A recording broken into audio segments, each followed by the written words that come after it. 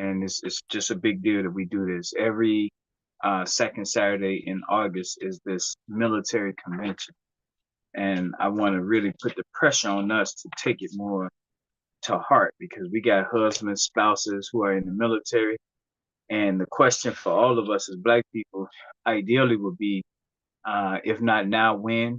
When do we get together and have conversations around what's affecting us in our communities and in our lives? And we know we have a lot of things going on in our community, from the violence to um, the missing persons. And our military veterans are important people. They rose their right hand, swore to give a life for other people. And I think we should be asking them um, to, serve again to keep us safe in our own communities.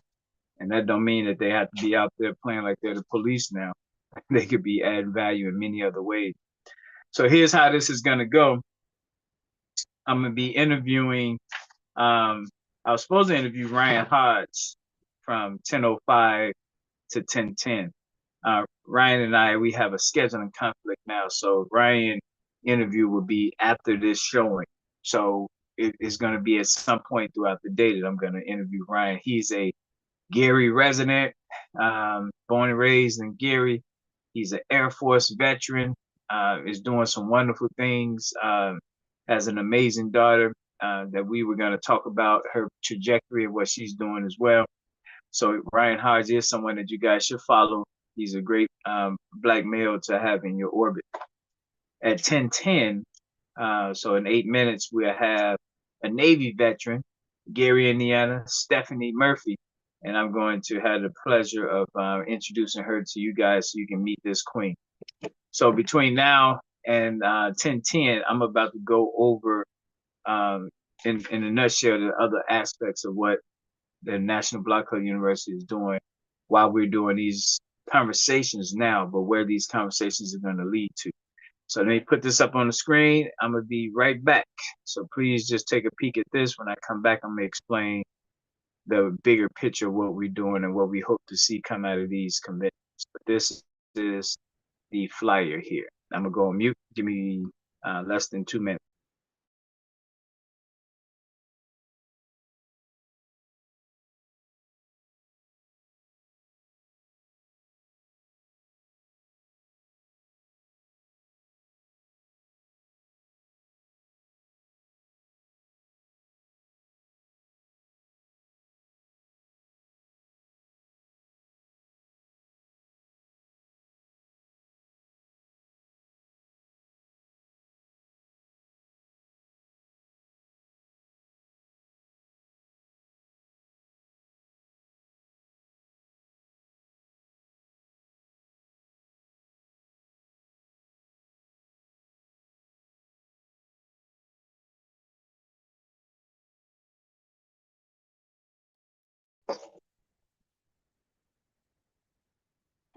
All right, I am back. Let's take this down. You guys had a chance to look at that. I'm gonna break this flyer down too. Take note of the map at the top, that with the color states. Um, that map and those color states represent what we're working with. We are in 20 different U.S. cities, and all these 20 cities are tied to Chicago and Gary. Gary is in black, just like Indiana is in black, just like Illinois is in black. And the purpose of that, I can take this down now that you guys had a chance to see it. The purpose of that is to ensure that the people in Gary, Indiana, Chicago, and Atlanta are constantly in touch with each other. That's a region, Gary, Chicago, Atlanta region. And this is going to allow us to really impact, number one, safety. That's number one why we exist, is this shooting and killing in our community, the carjackings, the smash and grabs. All those things affect our overall quality of life. So having Gary, Chicago, Atlanta united means that if a fugitive is running from one place, we're talking to each other. We're connected. You won't be able to get away with that. We're gonna find you and hold you accountable, ensure that the law enforcement apprehends you. We also have Detroit, St. Louis, and Milwaukee. That's another region. We call that DSM, Detroit, St. Louis, Milwaukee region. Same thing. Then we have the Miami, Birmingham, and New Orleans region. So we want to see our people down there in the South, in Birmingham, in Miami, and NOLA, New Orleans, in constant communication with each other. We have the Kansas City, St. Paul, and Cleveland. So that's more north region. So KC, St. Paul, and Cleveland coordinating together.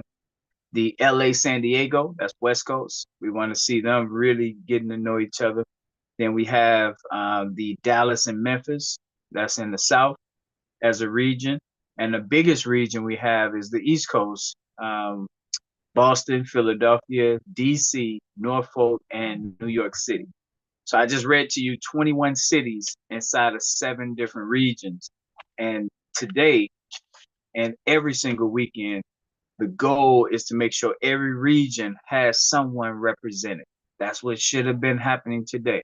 It's not happening today. It's okay though, because the goal is to make sure that you guys are aware of the way we're structured and the way we want to see this thing manifest. And I want to articulate the benefits of that. When we look at the everyday struggle of the young people leaving this earth because of violence and this race to the bottom with the shooting and killing, with the disregard of human life, and now the disrespect that's now put on videos, we're headed down here real fast, a race to the bottom. And what I would challenge all of us is, what is the solution? What are we going to do differently? Because if you think see something, say something is going to fix that, no. See something, say something is on the reactive end, because you got to see something. What are we doing before that? What we know right now is that a lot of our young Black men have chosen to go the gangster route. A lot of our Black men have chosen to be thug-like. A lot of our Black men, unfortunately, have chosen to not give a F. This is a problem. This is a problem, especially if you're under 30 years old. If you're not giving an F, what the future looks like for you, your family. So now that we are aware, or now that we agree to that aspect, the question is, what can we do to create opportunities for them, for those who are willing to alter that behavior, alter that lifestyle? What do we create? And so on our part, when I just read to you those 21 cities and those 7 regions, we are focused on creating information jobs, travel jobs, and real estate jobs. We call that ITR, information, travel, real estate. Under ITR, we feel this is the future for Black life going forward globally. Information, because information is superior and information changes every second. So with information, we have something that's going to be long term. And think about this. The world gathers information off us all the time, every second. There's media people that is gathering information and selling your information to make money off of you. Why not that we do the same thing? Why not that we gather information about us, our spending habits, things we desire, and why not we use that information to create jobs for our people in our community? Why not? Why wouldn't we do this? Why not create information sharing specialists? What are they doing? They're sharing information. This conversation with military veterans, we need to share that information so more people will know about it. That's a job, information sharing. How about information acquisition jobs? People who's going to go out and gather information. Right now, I don't know all the veterans in your zip code. That's information acquisition jobs. Why not put our people to work, primarily our Black men, becoming information sharing specialists, information acquisition specialists? Like, why not do that? So that's the key, is that we have to create these jobs. So that's what information does. Travel. Gary, Indiana is important. Looks like Stephanie is joining us here, which is beautiful.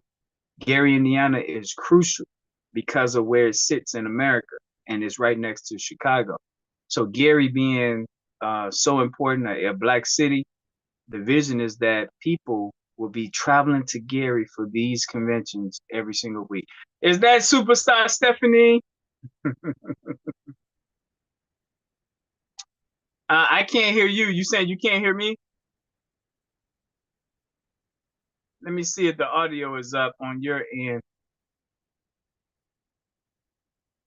Yeah, your audio. Let me ask you to turn your audio on because yeah, I can't hear you. All right, I'm gonna stop the video and see if that'll get you to come back in. Stephanie, press the button to see if it'll let you come back in now.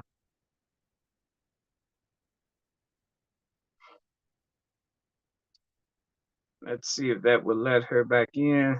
Ask her to start the video. Oh, there your mic goes. I see the mic There now. it is. How are Okay. you? I'm good. How are you? You look healthy and well. I am. That is amazing. I was just doing a little conversation beforehand. Ryan and I we're gonna get together later because he's in class now, so he won't get on. But I got you, so we're gonna not waste your time. So first, Stephanie, if you don't mind, uh, tell people about Gary, Indiana. Well, first, your name, of course, Stephanie Murphy. Thank you, U.S. Navy veteran. But tell people about Gary first. Then I'm gonna interview you for those 5 minutes. Gary, I was born and raised in Gary, and I love Gary. There's I mean, we have our downfalls like every other city does, but Mhm. overall, I think Gary is a good place. Now, because people are gonna watch this, is gonna be on YouTube. People are gonna see it. So Gary is next to Chicago. It's got his own lake, Lake Michigan airport. Like, what's some of the attributes so people would know?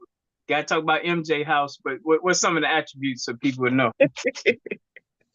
Well, of course, the MJ House. We have the steel mill. We have the beach, Indiana Dunes, Mhm. various eating places, restaurants, uh, black owned at that. Big time. Um, yeah, yeah, Mhm. they're actually, I believe, more black owned restaurants here than they have anywhere else Well, let me affirm what you just said. in the surrounding areas. But Like, no, but but Stephen, when you think about it, like black police force, black because it's a majority black city, it's a lot of black around. It's still yeah. black time shop, so I love it. Yeah, that's great. Hmm. So, Stephanie, let's talk about first you as a black woman, and then we go into the military part. Are you a mother? Talk about who you are as a black Yes, queen first. I am a mother. I'm a mother of two boys, well, two men, 26 and Mhm. 27. Um, I'll be a grandmother in November. Woohoo! Oh, that's a Scorpio baby, huh? No, actually, Sagittarius. She's gonna be Okay, a all right. Sagittarius. Yeah. Awesome, awesome. So, like, what made you join the military? Like, where did that come from in terms of you joining? I joined the military. I graduated high school in 91, Roosevelt, and I did a semester of college at IUN. And at the time, I was young, I wasn't focused, so I just dropped out. Mm-hmm. So after that, I moved to Detroit with my aunt. And The from D, shout there, out to Detroit. after that, I decided I needed to make a career choice, and I chose the Navy. It was actually between the Army and Navy because I called both. The Navy got back to me quicker, so that was my choice. Now, before you made that decision, what was going on that made you come to a realization? Because some people don't get to that realization point. What made you say this isn't my life? Got to do something different. What was that process? What was going on before you made that decision? It was a lot. It was family was going on. There crime. But It was the a lot. 90s wasn't no punk. Yeah, It was yeah, a lot. It was a lot. yeah. It was, I mean, I like Detroit, but it was too much crime going on. So I said, you know, I had to leave. Mhm. Yeah, Yeah. yeah. Now, Steph, just so you know, I joined the Air Force originally, but they said 6 months. And in the 90s, 93, it was murder like crazy in Chicago. So I said, I'll be dead. I called the Navy. They said, we'll come get you now. And they came and got me, and I was gone. That was the story. But I was signed up for Lackland Air Force Base, and they was taking too long, and the Navy came and took me right away. Yeah, the Navy quick on theirs. They looked at them test scores. They said, okay, you good? Let's go get you. So they came and scooped me up. Did you go to Great Lakes? No, I was actually in Orlando, Florida. We I wish were I could have went there. we were one of the last companies going through Florida. Yep, yep. I think What it was was that like? like, Because that's Orlando, right? hmm I think it was like when I went, there were like maybe three or four more companies to come through there, and then they closed it down. I wanted, because I've been to San Diego. I was stationed out there. I wanted to hit Florida and see what that was like. Great Lakes is, I'm from Chicago, so that was easy for me. But I wanted to go to Florida and see them palm trees and all that stuff. Yeah, I mean, I loved it, even though we couldn't go off base and look around. It was it was nice. It was really nice. Hmm. It was And you didn't have the winter weather down there. See, I was in boot camp freezing outside because we was in the Midwest. yeah, I went in, actually I went on my 21st birthday. Mm, I was in boot camp on my 21st birthday. I wasn't happy wow. about it, but but it was okay. The weather, I graduated boot camp in December, and the weather was lovely. It was What was your lovely. first duty station? Like, where did they send you to? After that, I went to San Diego for A school. Mm. Yeah, That was I your went, first time in Sandal? yeah, and What was that like? I loved it. I had a good time meeting different people from different places. I enjoyed my whole career in the Navy. Mm. I did. I enjoyed it Yeah, yeah. tremendously. So, what was the A school for? What did you pick up? What was your rating? I went to A school for MS, which is mess management specialist, a cook, and Hmm. they told us if we were the highest in the class that we'll get automatic promotion.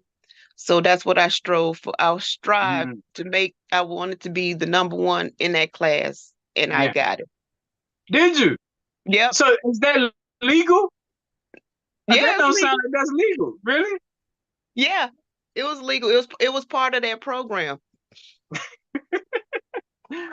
All righty then. Yeah. I never heard that before. That's different. So then where were you after you left San Diego? After I left San Diego, we went to Virginia because we were going to be stationed on a ship. We were the first females on this ship. So, so we had to go to Virginia for training, and I think the ship was still and out to sea. So we had to wait for them to come back. And then Mm-hmm. yeah, it was like I think it was like no more than 60 of us, maybe like 30 60 females. women? Oh, Yes. okay. Wow. All Yes. right. On this ship, there was like 500 and something men. So that was a frigate then. That was a little bitty ship. No, it was a oiler, a supply ship, the USS Ooh, Seattle. ooh, I heard about them oilers, them supply ships. Wow. All righty. And Yeah. what was that like when you first walked on that puppy? What was that experience? Ooh, I was, there was so much going on. I was scared. I was excited. I didn't know what to expect. Um, but they had what did they call them? A duty Yeah. what they call those? Like when all the men got together and passed our stuff on the ship, like they just grab the bag, pass it down to the next person pass it down to the next person. Or like a working party. They Yeah, kind of yeah, that's how we got our stuff on the ship. yeah, yeah, Because yeah. it was a lot of us, and they helped us out a lot getting acclimated to the ship and working together. It was a great experience. It was great. Now, did they have you women stay with women on the ship? Y'all wasn't no co-ed. Okay. N- No, Um, we had our own berthing yeah. Now, when that you we went stayed. on there though, when you first went on there, like the size of it, talk about that. But when you went on there, were you like nervous of sinking? Like, was that like you never been on a ship before, right? No, You weren't I nervous about sinking? no, I wasn't. Mm, I was I not. was. I was. Because the ship was so big that I'm like, this ship, this ship cannot sink. We're not Shit. going that. We ain't going down like the Titanic. But you, when you had different views, I was on that joking like, man, let's make sure. So I was on that puppy scared, but yeah. What about when it first set sail? What was that Ooh, like for you? I was sick. Hmm. I was, oh my goodness. It felt mm, like Yeah, I was floating out of my body. yeah, And yeah, it was just rocking because I mean, I never felt it before. So yeah. I didn't know what this, I was excited that we was going out, but when we started going out, I was like, oh no, oh no. Motion sickness at its highest. Big time, But big time. yeah, but they had like these patches to go behind the ear. Yeah, I had one behind both of mine. that didn't work for me. They was gonna kick me out. It was that bad. Like I just couldn't get over it. So they were like, "Look, man, this ain't working," you know. But yeah, that was yeah, yeah. So when you was in boot camp, were all the blacks not able to swim? Because that was the case when I went through. It was only a few of us that didn't know how to swim.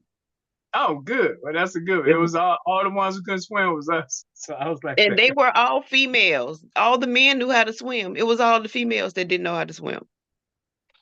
Wow. Okay. That's something.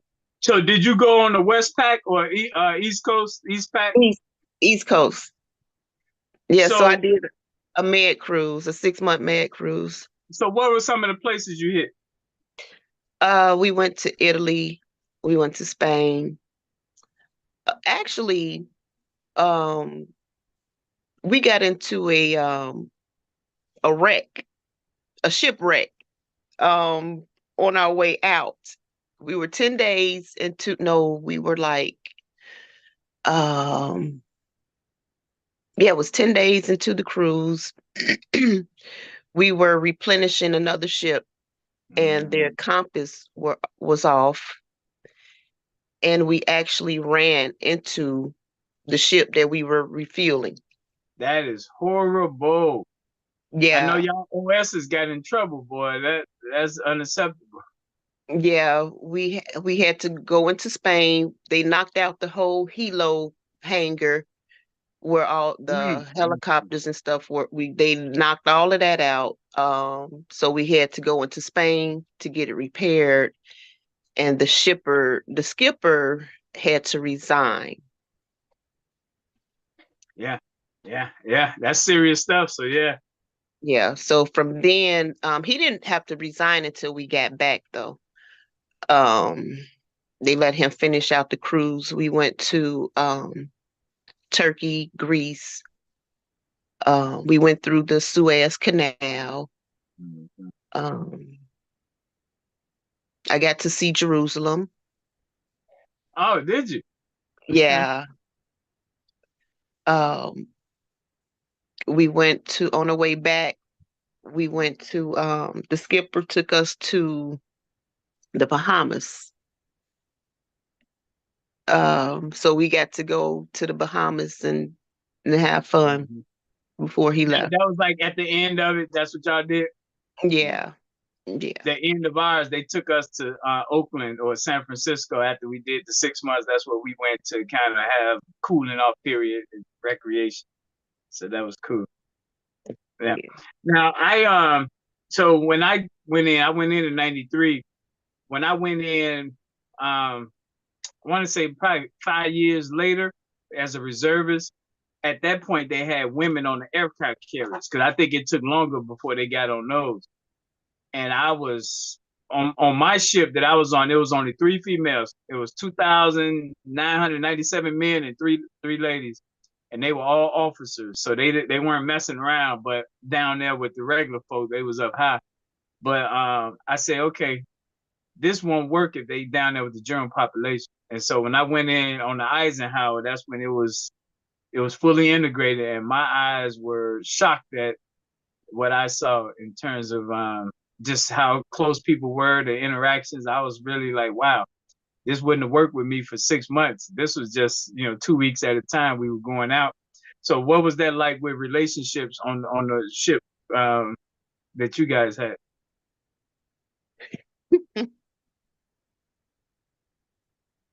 Oh,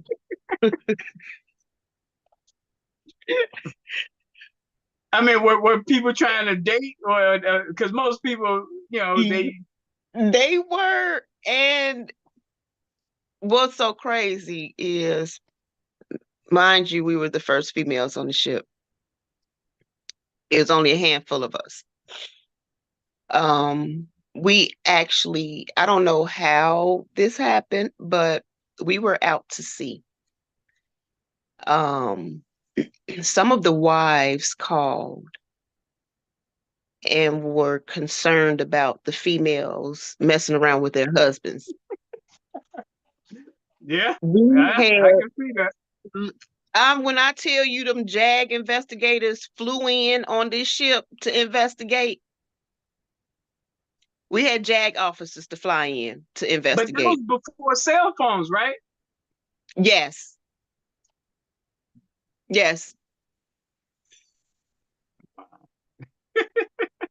Mm-hmm. Yeah, yeah, yeah, yeah. So yeah, that's uh now when we was overseas, when we hit Westpac, the country, I had the old VHS tape, the mini camera, and I was filming, and the guys told me, you guys stop filming because you capturing guys not doing what they supposed to be doing with other women in these places. So they took my camera, they took my tape. That's how bad it was. I said, okay, I It was was so naive. much. I was 19 years old, so It was so much stuff going on that ship. I can't even talk about it on here. It was. exactly. Nah, we keeping it clean. But you forcing people to commingle for 6 months. You know what's Yeah. gonna happen. So Yes. Exactly. on an aircraft carrier with 5,000 people, that's a whole yeah. And Yeah. that was a whole nother level there. I was really surprised at that. But I'm gonna tell you, being young, you free, you don't have no children, go for it. It's all good. Yeah. All Yeah. right, so let's any what advice would you give young people and do both male and female about joining the military, and then which branch would you recommend? You know what? Male or female, if they want to go to the military, I say do it. Go. Um, Experience it. Get out of the state you're in. Go see the world. Um, and that's what I did. And then it was like I enjoyed it. Yeah, I mean, that's what life is about, enjoying yourself while you're here. yeah, Um, yeah, any branch. I mean, it is what you make of it. yeah. You know, pick your career choice wisely because I mean, I was a cook. I love being a cook, but I wanted to do something else.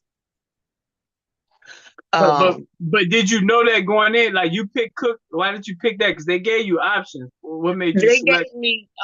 they gave me cook, a dental tech, and a storekeeper, and I forgot the other one.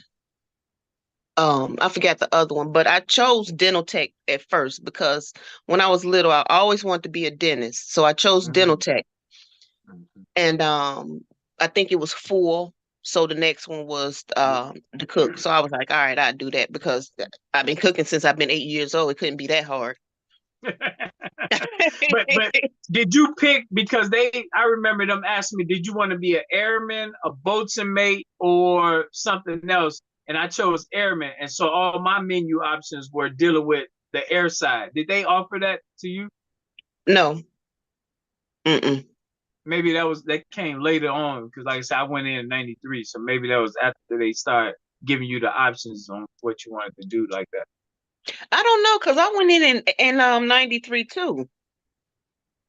I thought Yeah, it I was went in. '91. Oh, you graduated in '91. Yeah, and I Okay. graduated in 91. I went in 93. On What my what 20. month? Because I went in October 12th on Navy birthday. When did you go? I went in October too. It was October 21st, October 22nd. It was on my birthday. Oh, that's right. I went to Great Lakes. So they could have sent me down there then, huh? Oh wow. I Yeah. don't know why. I don't know. I guess it was I guess it's up the region or the recruiter. I don't know. No, but Cause it I was no left. females at Great Lakes. We didn't have no women, so maybe that's what it was. Oh, Yeah, we ain't see no probably. female. Probably. Yeah. Yeah. Yeah. It was all males. And they did something with the males to make sure that you never get an erection. Like it's saltpeter. And so that was Yeah. yeah, everybody like, man, what's wrong? What's going on here? So I think they stopped doing that now. But yeah, that was the experience during that time. So that was amazing to just like you say, you meet a lot, you meet people from all walks of life, and it builds character. Would you say you stronger having been in the Navy than if you didn't go? I don't know because I had a strong father. Mm-hmm. Mm-hmm. Um, I think that having a strong father helped me with my career going into the military because he went to the army. He did Vietnam. He was in the army. So yeah, he was a strong male figure in the community. He was Okay. um he was a boxer actually, and he his name Bill Murphy. I mean, some of them may still remember him, Well, but that yeah, sounds like the white guy Bill Murphy, but yeah, okay, black man yeah, Bill Murphy. yeah. And he had a gym at Westside High School. He trained my brothers. They're boxers. They're coaches now. He trained a lot of young people coming up in the community with no charge. He didn't charge them at all, just to get them off the street and to That's learn right. something. Nah, that's awesome. That's awesome. Yeah, so Bill Murphy, I gotta we'll circle back on that because we want to do something to honor our veterans who serve and they're now ancestors. So that's amazing to hear that. Well, you Yeah. you answered all the questions that I wanted to get out there, especially for women. And I did not know you were part of that first class. So kudos to you for breaking down those barriers, helping the men to humble themselves, to be open to being around women in combat. So thank you. No And problem. anything I left out you want to share before we conclude? Let me see. No, I think we covered it all. But thank you for your time. I know it's Saturday, so just enjoy. I'm about to cut my grass right now. Now, at least it's not too hot, so it looks good out there for that. So I appreciate you. Yeah. Excellent. No All right. Well, problem. I'm gonna wrap up and say a few other things, but thank you for getting on. No problem. You have a good day. All right. Thank you. Kudos. Bye bye. All right, everyone. That person is a superstar in my eyes, and I didn't know she was part of the first class of women to be integrated into the Navy anyway. And I know what I saw, so I'm grateful for what she had to endure and experience to help make that integration take place. We are definitely a stronger military when you have that degree of diversity. Women bring an element to any entity, any organization, any environment that creates balance. And so I'm a big advocate. I'm pro woman, being at the table. I think that the idea that they couldn't was just prehistoric thinking. So I'm one of those type of men.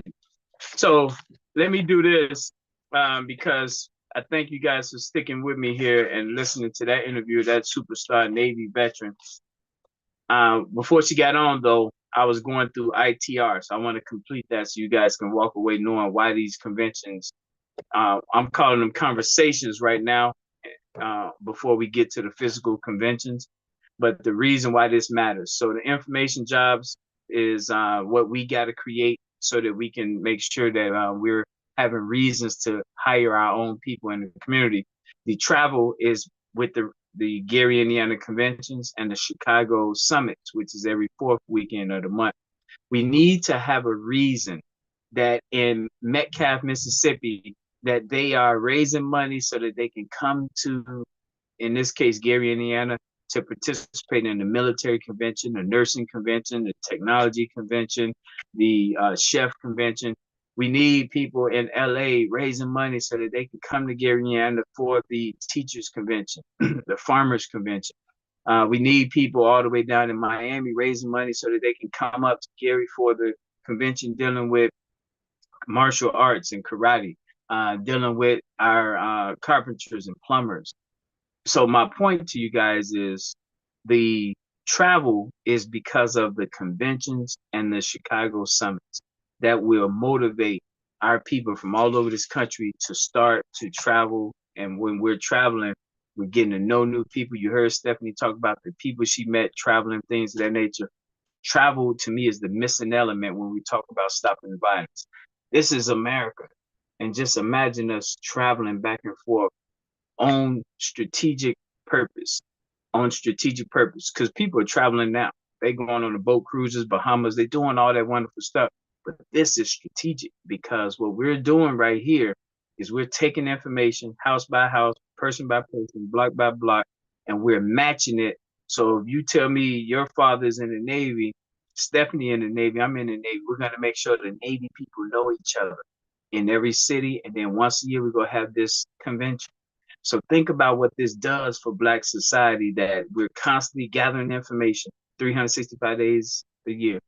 And then we get that information and we sort it so that the Navy people get together, the Army people get together, the chef people get together, the business owner people, the landlords get together. That's only going to make Black society stronger when we are gathering information and we're traveling to make sure that we're meeting each other, exchanging ideas and concepts, things of that nature. The last thing is every one of these professions, we have been linked to kindergarten through 12th grade. All Navy veterans, Navy personnel are aligned to ninth graders. Also, landlords are aligned with ninth graders. And what this is going to do is ensure that if you're a ninth grader anywhere in America, whoever the Navy vets are in that jurisdiction, that's who we're going to be asking to support you. So if you're a parent of a ninth grader, the Navy should be supporting you if we have our way. And again, every profession, all restaurant owners, we have them aligned to third graders. All Marine, U.S. Marine veterans, third graders. All carpenters, third graders. So it's a thing of beauty what the future holds for us as we make sure that all kindergarten through 12th graders have professions aligned to them to ensure that they have layers of support. No more will a parent, a household be left without layers of support because of this linkage that we have. The last piece of ITR, information, travel, real estate, is just that, real estate. Real estate is so big for the Black future. And the reason it's so big is because 30% of all income is dealing with housing, a roof over your head. It's in our vision that we're going to make sure that we're helping our communities stabilize by getting people out of the rent mode into ownership. Gary, Indiana is right for that. Gary and Mississippi represents the two strongest places for us to get a lot of Black people in ownership so that we can always have a place that can be passed down for future generations. Think about what real estate does in terms of putting our people to work landscaping, putting our people to work doing home repairs, putting our people together from a security standpoint. This is what happens when we help our people get into ownership in all those 7 regions, all 21 cities. This is a big deal. ITR, Information Travel Real Estate. So thank you for your time. It is 7:40. It is 10:40. And I wanted to just make sure that I illustrated what the vision is. So ITR is the future for us, why that matters. Our goal is to make our neighborhoods safe and stronger. Today's conversation was with military veterans, Ryan Hodge. I'm going to interview him before the day is out. So we're going to end now, and I come back once I get secure him. He's an Air Force veteran. To all other veterans, and please share this video so other veterans can watch this too. Next August, second Saturday in August of 2025, let's physically get together in Gary, Indiana. Let's book the calendar, book it, say the date, so that way you guys can come and we can fellowship in person and talk about how the Marines are going to help 3rd graders, how the Navy going to help 9th graders. Let's talk about that, how the Army is going to help 6th graders. Let's do that, y'all. Our communities deserve it. Families need it. Our number is 312-405-8844. 312-405-8844. Stay strong. Peace.